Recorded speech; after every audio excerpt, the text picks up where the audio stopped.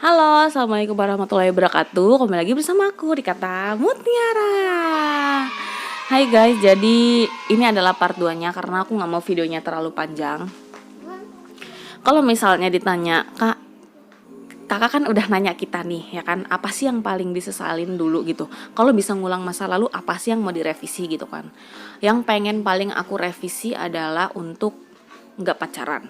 Karena dulu aku bandel banget. Aku dari pacaran itu akhirnya aku menemukan jalan yang bener ini sih sebenarnya gitu. Maksudnya aku tahu akhirnya itu salah gitu.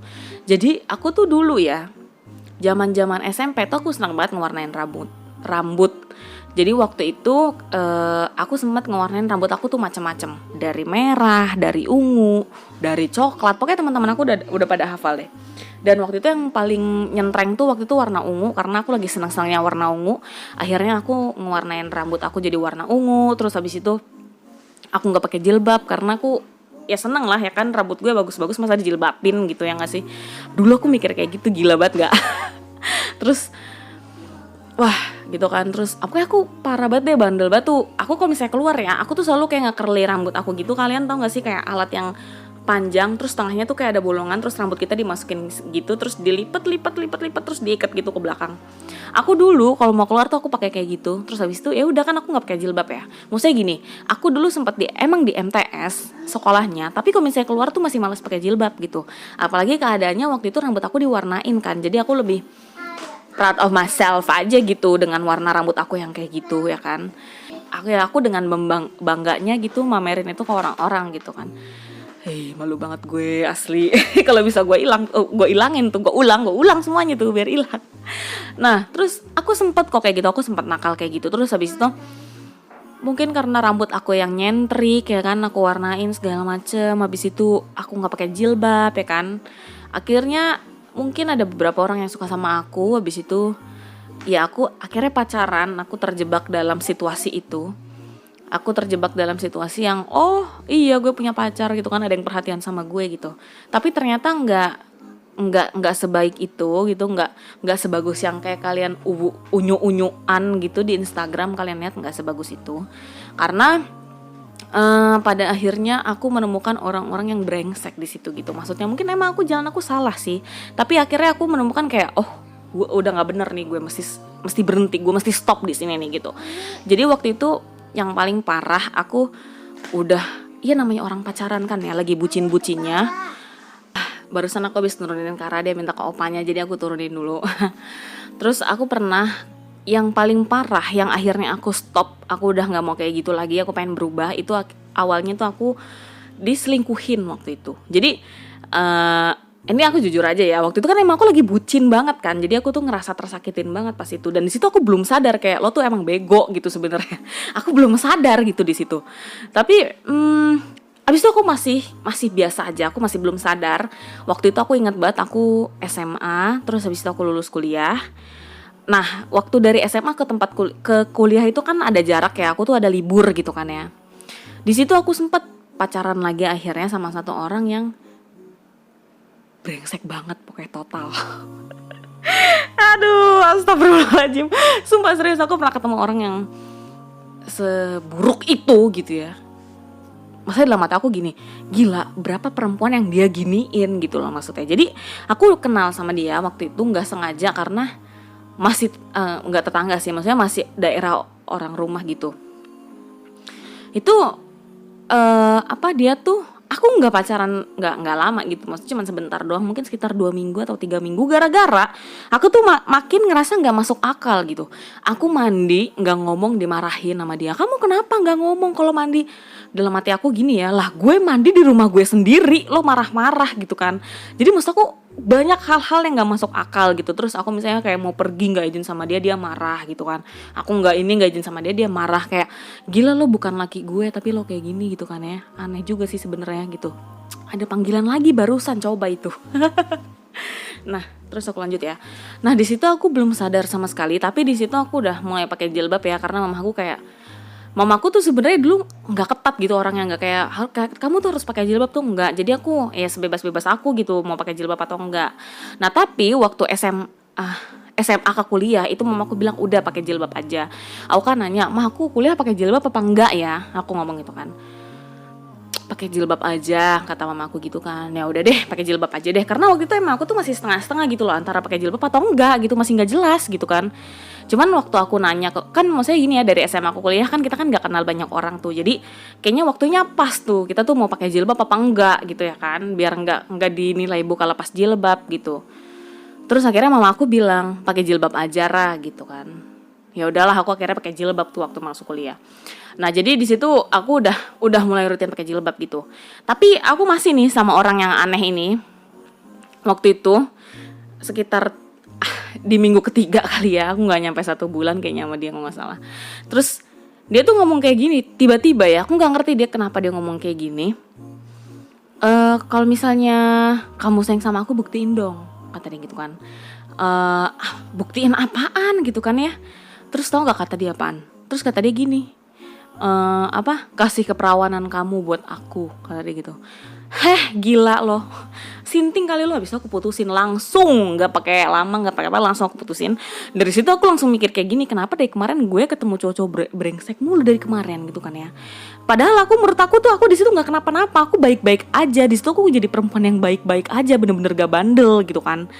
Tapi ternyata waktu udah habis kejadian kayak gitu, udah aku putusin. Habis itu aku langsung mikir kayak gini, aku ngerenung gitu kan ya di kamar, gue kenapa ketemu laki macam begini mulu ya Allah gitu kan ya. Di situ aku belum mikir tuh kayak ya lo kan salah gitu, aku belum ke situ ya, mohon maaf, jangan emosi dulu nih.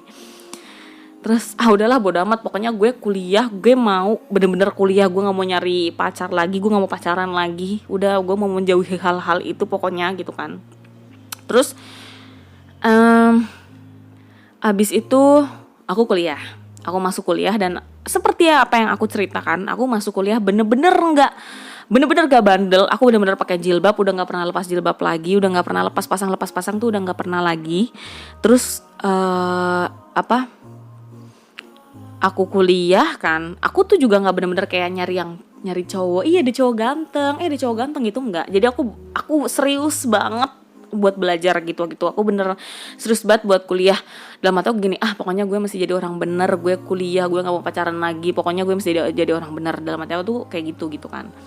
Tapi ternyata nggak disangka, justru pas kuliah ketemu sama suami aku yang sekarang. Ngerti gak sih? Jadi tuh udah bener-bener kayak skenario Allah banget gitu. Ngerti gak kalian? Jadi aku lagi nggak nyari pacar, aku nggak mau pacaran sama sekali. Tiba-tiba dia datang utuk bilang mau serius, ketemu mama aku, terus nikah akhirnya. Coba. Aku aja sekarang masih kayak, oke, berarti gue di tempat kuliah nih emang tujuannya ketemu sama jodoh gue kali gitu ya.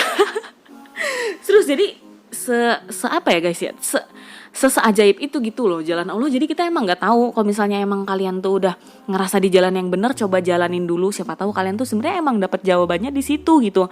Karena mungkin Allah tahu kali ya, aku tuh seneng disayang ya kan. Kenapa sih orang pacaran? Karena seneng kan diperhatiin, seneng disayang gitu. Tapi caranya salah gitu kan, belum waktunya mungkin gitu kan. Tapi justru waktu aku kuliah itu dan aku memutuskan untuk stop pacaran, gue gak mau pacaran, malah Allah ngedatengin cowok yang beneran jadi suami aku sekarang. Coba, gimana tuh ceritanya? Aku kadang-kadang masih bingung, masih wondering gitu. Dan teman-teman aku juga bingung, kenapa kok lo bisa cepet banget nikah gitu kan? Lo ketemu di mana tuh laki? Teman kampus gue. Serius aku. Padahal di situ niatnya aku tuh bener-bener nggak mau pacaran, aku nggak mau ngeliat laki pokoknya. Aku di situ bener-bener pengen serius belajar, ntar pengen dapat kerjaan yang bener, pengen kayak gitu kan. Tapi ternyata Allah malah ngedatengin jodohnya lewat situ di saat aku nggak mau seperti itu, nggak mau pacaran, nggak mau apa gitu. Jadi prosesnya tuh cepet banget. Aku sama suami aku tuh cepet banget, cuman kenalan, habis itu dia ke rumah, orang tuanya ke rumah, terus habis itu ngurus surat nikah, terus nikah. Mungkin cuma sekitar 1 bulan atau 2 bulan kali ngurusnya waktu itu. Jadi sebenarnya secepat itu guys. Nah di sini aku mau ngasih tahu kalau misalnya aku nyesal dulu pernah pacaran kayak gitu dan bertemu orang-orang brengsek seperti itu. Tapi akhirnya Allah ngasih jawabannya gitu kan. Nggak pakai lama malah. Bener-bener kayak cuman hitungan bulan gitu kan. Aku ketemu langsung gitu. Malah kalau nggak salah nggak sampai sebulan deh. Karena waktu abis aku putusin si cowok yang brengsek terakhir itu, abis itu aku masuk kuliah. pas masuk kuliah tuh dia masih sering nelfonin aku gitu, kamu udah pulang kuliah belum, kayak gini gini gini gini gini. Dan waktu aku kuliah nggak pakai cadar ya, aku masih pakai jilbab biasa aja. Terus waktu kuliah pun sebenarnya ada beberapa cowok yang ngedeketin aku juga, tapi aku nggak respon sama sekali. Jadi bener-bener nggak kayak ada yang nanyain rumah lo di mana, gue main dong gitu-gitu kan. Itu tuh bener-bener aku nggak respon, bodo amat, pokoknya gue nggak mau kenal sama laki-laki lagi gitu, nggak mau pacaran lagi kayak gitu. Jadi sebenarnya aku kaget juga kan, justru aku lagi nggak mau pacaran, malah Allah ngedatengin yang jadi suami aku gitu, yang beneran serius banget gitu kan dia.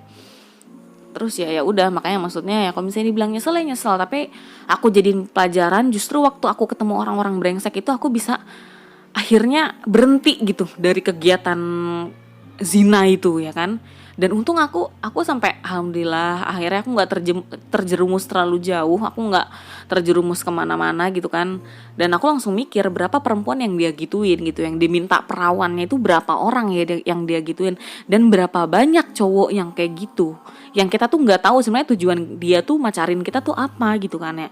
Udah dapet dosanya gitu kan. Terus ya apa ya, kadang-kadang kan kalau orang lagi bucin tuh kan apa aja dilakuin ya. Sebenarnya itu yang bahaya gitu maksud aku. Jadi kalau misalnya kalian nanya, Kak dulu tuh gimana gitu, dulu aku bandel banget ya. Lu pas pasang jilbab, nggak pakai jilbab, ngewarnain rambut, tebar pesona, mana kesana kesini.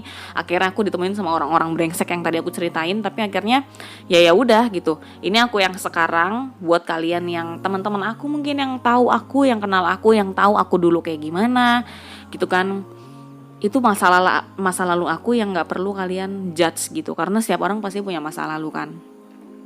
Dan ini masa lalu aku tuh emang buruk banget, buruk to the max gitu ya, buruk parah. Dan aku bersyukur karena akhirnya aku ditemuin sama suami aku yang sekarang, yang bisa terima aku apa adanya, yang bisa ngebimbing aku juga gitu kan. Aku kan awalnya tuh pakai cadar juga karena dia gitu, karena suami aku tuh lagi sering nonton ceramah-ceramahnya Ustadz Khalid gitu-gitu, itu karena dia gitu awalnya.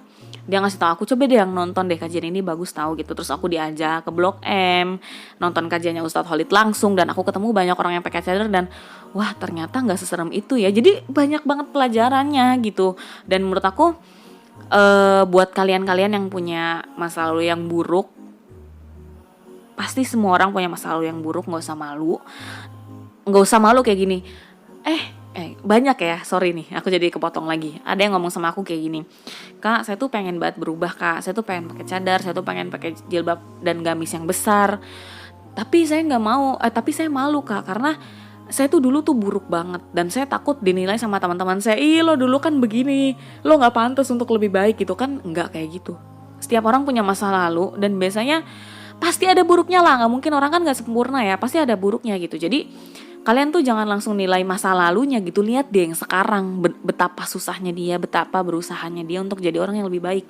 Kita harusnya nilai dari situnya gitu. Jadi kalau misalnya pertanyaan aku yang kemarin, apa yang pengen direvisi kalau waktu bisa diulang, aku nggak mau pacaran. Setuju sama kalian yang ngomong seperti itu, dan aku nggak mau ketemu mantan kampret itu, aku juga nggak mau. Terus aku juga mau mulai bisnis dari dulu, dan aku juga mulai nanamin ke Kara untuk jadi orang yang berbisnis aja gitu. Nggak usah terlalu kayak ngejar pengen kerja ini pengen kerja itu, nggak usah, bisnis aja dan usaha sendiri gitu. Jadi hal-hal itu yang pengen aku ulang, tapi nggak perlu diulang, bersyukur aja apa yang udah dikasih sekarang. Menurut kalian nih, kalian dulu buruk tapi kalian tuh sekarang udah lebih baik. Apalagi aku ngeliat teman-teman yang nge-subscribe aku atau yang nge-follow Instagram aku tuh rata-rata masih pada muda banget, masih SD, masih SMP, masih SMA, tapi kemauan untuk lebih baik tuh udah bisa gitu loh. Aku dulu SMA ya ampun, boro-boro pakai cadar, pakai jilbab aja masih ogah-ogahan gitu kan. Tapi banyak dari kalian yang udah masih kecil gitu ya, masih SMP, masih SMA tuh udah bisa kayak gitu tuh, hebat banget. Kalian tuh harus syukurin itu gitu.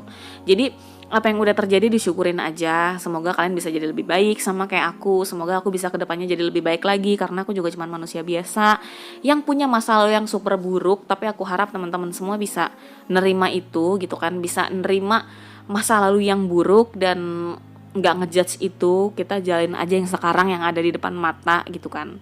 Jadi nggak ada kata terlambat untuk berubah, untuk memperbaiki diri gitu kan. Ya udah paling gitu aja sih. Aku tahu ini mau dibilang aib bukan, karena ini bisa jadi pelajaran buat kalian untuk berhenti pacaran. Sebahaya itu pacaran ya, seriusan, sebahaya itu, seenggak bagus itu, seburuk itu, asli sumpah swear ya. Serius, aku ngasih tau kalian yang aku udah pernah ngerasain sendiri gitu. Jadi ya nobody's perfect gitu, aku juga bukan orang yang sempurna gitu kan. Ya udah, paling gitu aja, semoga video aku bermanfaat buat kalian. Karena banyak juga yang request soal, Kak, bahas dong Kak soal pacaran. Pokoknya itu jelek deh. Mau pacar lo baik, mau pacar lo enggak, pokoknya jelek, udah gitu aja ya. Udah gitu aja, semoga video aku bermanfaat. Jadi sampai bertemu di video selanjutnya. Wassalamualaikum warahmatullahi wabarakatuh. Bye bye. Annyeong. Kok annyeong? Sarange.